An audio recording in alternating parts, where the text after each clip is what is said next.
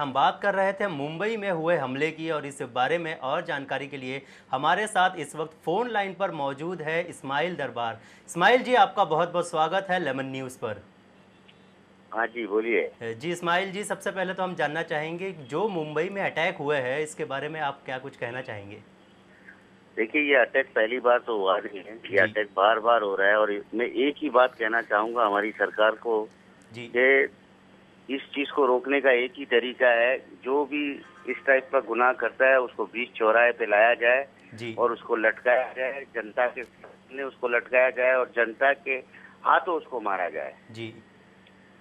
जी देखो, इस्माइल तब जी, तक जैसे आप जी। जब तक ये नहीं करेंगे, हमारी सरकार जब तक ये नहीं करेगी, ये इसी तरह हमले होते रहेंगे और ये नेवर एंडिंग स्टोरी नजर आ रही है। जी। तो इसमें हम क्या कर सकते हैं? हमारे हाथ में सिर्फ इतना ही है कि हम जी। बोल सकते हैं।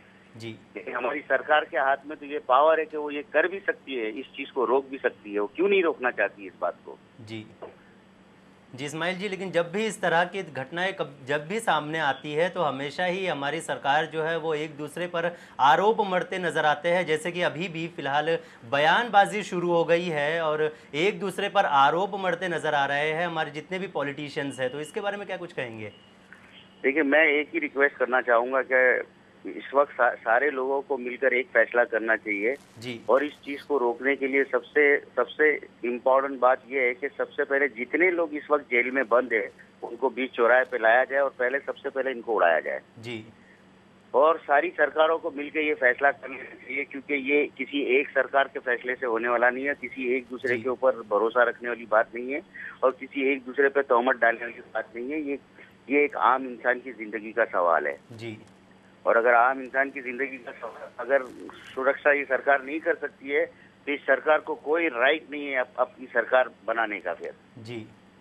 जी हाँ इस्माइल जी, अगर हम बात करें बॉलीवुड की तो बॉलीवुड हमेशा से ही इस तरह के घटना का विरोध करता है, हमेशा ही टेररिज्म का विरोध करता है। बॉलीवुड के कई बड़े सितारे हैं जो ट्विटर के ज़रिए, सोशल वेबसाइट के ज़रिए अपने अपने ओर से संदेश देते नज़र आ रहे हैं। तो क्या कुछ लगता है कि बॉलीवुड जो है इन सभी के लिए कोई प्रोग्राम आयोजित करेगा और इन सभी श्रद्धांजलि जो यहाँ पे अपनी अपनी जान गंवा चुके हैं या जिन्होंने अपने करीबी को खो दिया है, इसके बारे में क्या कुछ बॉलीवुड भी सामने आएगा? देखो, मैं आपको एक बात मैं बार बार बोल रहा हूँ यार, ये कोई 5 लाख 10 लाख किसी को देने से किसी के जख्म भरने वाली बात नहीं है। जी। ये तो जिसके परिवार का जो गया है उसको तो तभी शांति मिलेगी कि जब जो जो इंसान ये करते हैं उसको चौराहे पे लटका दिया जाए, जी।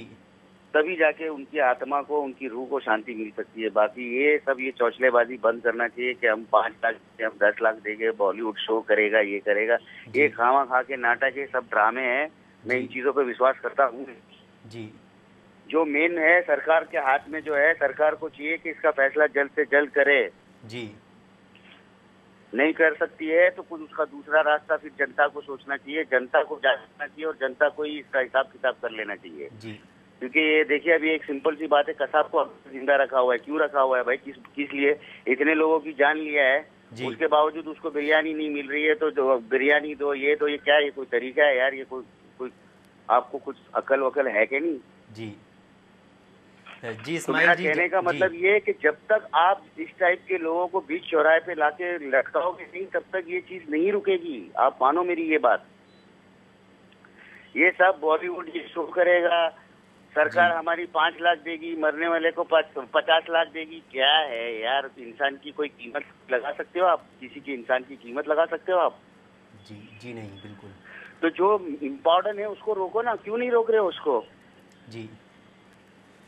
जी इस्माइल जी, जाते जाते हम आपसे एक आखिरी सवाल पूछना चाहेंगे कि क्या लगता है आपको हमेशा ही मुंबई कर जो है किसी न किसी जात पात के चक्कर में, किसी न किसी जात पात की वजह से हमेशा ही अलग होते नज़र आता है, लेकिन जब भी इस तरह की घटनाएं होती है तो मुंबई कर हमेशा ही एक साथ होता है, एक साथ खड़ा होता है। तो क्या जज्बे के लिए दाद देना चाहेंगे आप? मुंबई के जज्बे के लिए दाद देंगे आप?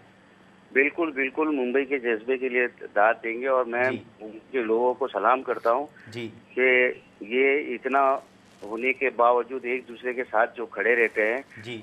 मेरा मेरा कहने का यही मतलब है कि जिस रोज हमारी सरकार जिस जिस रोज जाग जाएगी ना, हमारे जी। हिंदुस्तान का नक्शा कुछ और ही होगा। जी। जी।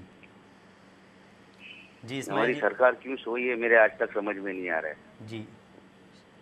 जी इस्माइल और जी सरकार सोई है, हमारी जनता भी साथ में सो जाती है। एक बॉम्ब ब्लास्ट होएगा, एक महीने तक मीडिया में मतलब टोटल हाईलाइट किया जाएगा, 2 दिन 3 दिन तक। उसके बाद सब लोग चुप बैठ जाते हैं। अरे क्या ये कोई तरीका है क्या? जी अभी वो ताज में जो किस्सा हुआ था, जो कसाब इन लोगों ने जो किया था, वो किस्सा जिंदगी में कभी भुलाने वाला किस्सा है? जो ट्रेन में बॉम्ब ब्लास्ट हुआ, वो भुलाने वाला किस्सा है? जी नहीं। मगर वही हमेशा 1 हफ्ते तक उसकी चर्चा होती है, उसके बाद सब अपने अपने घर में अपना अपना काम करने लग जाते हैं। जी और फिर अगला आदमी फिर प्लान करता है, फिर बॉम्ब ब्लास्ट करके चला जाता है। जी तो ये तो नेवर एंडिंग स्टोरी है। जी जी इस्माइल जी, इसको जाते जाते रोकने, हम आपसे हाँ। पूछना चाहेंगे कि आखिरकार आपके हिसाब से क्या कुछ इसका नतीजा होना चाहिए, इसके लिए अरे क्या कुछ मेरे करना हाथ में तो चाहिए? सीधा, मैं तो पकड़ूं और सीधा लटका दूं यार। मेरे जी हाथ में सौंप दो सरकार, देखो मैं करके दिखाता हूँ आपको। जी 1 महीने के अंदर पूरा सब चेंज करके दिखाता हूँ। जी हिम्मत नहीं होगी किसी की पाकिट मारने की भी, मारने जान लेने की बात तो बहुत दूर की बात है। साला पाकिट मारे ना तो उसका हाथ काट दो सीधा, देखो जी ऑटोमेटिकली सारे क्राइम बंद हो जाएंगे। तो इस जान लेने के ऊपर आप लोग कुछ कोई रिएक्ट ही नहीं कर रहे हो। उसको बिरयानी खिला रहे हो, उसको बिरयानी की दावतें दे रहे हो उसको। जी मतलब हद है यार। जी इस्माइल जी, आपका बहुत बहुत धन्यवाद इतनी सारी जानकारी देने के लिए। तो ये थे संगीतकार इस्माइल दरबार, जो हमें बता रहे थे कि इसके लिए बहुत जल्द कोई ना कोई नतीजा निकालना चाहिए और इस तरह से सरकार जो ढील बरत रही है उसके बारे में भी कुछ करना चाहिए सरकार को। वरना हमेशा ही इस तरह के अटैक जो है वो मुंबई, ना सिर्फ मुंबई को बल्कि देश को हमारे सहना पड़ सकता है। हमारे साथ इस वक्त फ़ोन लाइन पर मौजूद है रवि जी, रवि किशन जी, जो यूपी के एक जाने माने नाम है। बॉलीवुड के साथ साथ उन्होंने टॉलीवुड में भी अपनी जगह बनाई है और साथ ही साथ अभी फ़िलहाल हमारे साथ फ़ोन लाइन पर मौजूद है। तो रवि किशन जी, सबसे पहले तो स्वागत है आपका लेमन न्यूज़ में। धन्यवाद। जी रवि किशन जी, जो ब्लास्ट हुए हैं कल, एक के बाद एक 10 मिनट के अंदर 3 ब्लास्ट हुए हैं, जिससे पूरा का पूरा ना सिर्फ मुंबई ही, हम ये कहेंगे कि पूरा देश जो है वो दहल गया है। तो इसके बारे में क्या कुछ कहना चाहेंगे आप? बहुत शर्मनाक बात है, बहुत ही वाहियात कांड हुआ ये, इंसानी जी हमला, इंसानों पे हमला। और विश्व चिंता में आ जाता है जब भी यहाँ ब्लास्ट होता है। और मुंबई शहर पूरे वर्ल्ड के मैप पर है। जी इकोनॉमिकली आज कहते हैं कि हिंदुस्तान की पीठ की हड्डी है, जी रीढ़ की हड्डी। जी वहां पे ब्लास्ट ही, बहुत ही जानवर लोग हैं। इन लोगों के बारे में कुछ क्या कहें, ये लोग इंसान नहीं, इन लोगों का कोई मतलब, कोई धर्म नहीं, ईमान नहीं, कोई मकसद नहीं, बस उड़ा देना लोगों को। जी तो बहुत शर्मनाक बात है। और मैं बस चाहूंगा, बस ईश्वर उन सबकी आत्माओं को शांति दे जो अचानक से अनप्लान्ड, जिनके साथ ये हादसा हुआ और मृत्यु हो गई, जो जीवन में जाना भी नहीं चाहते थे, जिनका समय भी नहीं आया था, एक ब्लास्ट में उनको समय आ गया और घायल लोगों को। जी वेरी सैड स्टोरी, बहुत सैड है ये कहानी और दर्दनाक है। सुन के जब होता है कि ऐसी कहानी जीवन में ना हो, जिसको जी रियल कहानी कहते हैं, सिनेमा की नहीं, जी अचानक एक हो जाए और हमेशा के लिए साला दिल में तकलीफ हो, इट्स वेरी जी पेनफुल। जी जी जी रवि किशन जी, हम आपसे जानना चाहेंगे कि हमेशा ही जब भी ब्लास्ट होते हैं, जब भी इस तरह की कोई घटना होती है, तो सबसे ज़्यादा प्राइम टारगेट जो इनका होता है वो मुंबई होता है। हमेशा ही मुंबई पर ही क्यों अटैक करते हैं ये आतंकवादी? हिंदुस्तान की पीठ की हड्डी, हमारी इकोनॉमिक्स पूरी यहीं पर बेस्ड है। पूरा हिंदुस्तान यहाँ आता है, यहाँ ग्रो करता है, everything is funded from here. हम लोग, ये पूरे विश्व में जानी गई सिटी है। जैसे न्यूयॉर्क है, लंदन है, वैसे एक मुंबई शहर है। Mumbai is the biggest capital and the richest, आज कहते हैं ना, सबसे अमीर जगह है ये पूरे विश्व की, और हाईली एक्सपेंसिव प्लेस। तो यहाँ पे और तादाद बहुत है, आबादी बहुत है, प्रांत प्रांत के लोग यहाँ नौकरी के लिए आते हैं, बिजनेस के लिए आते हैं।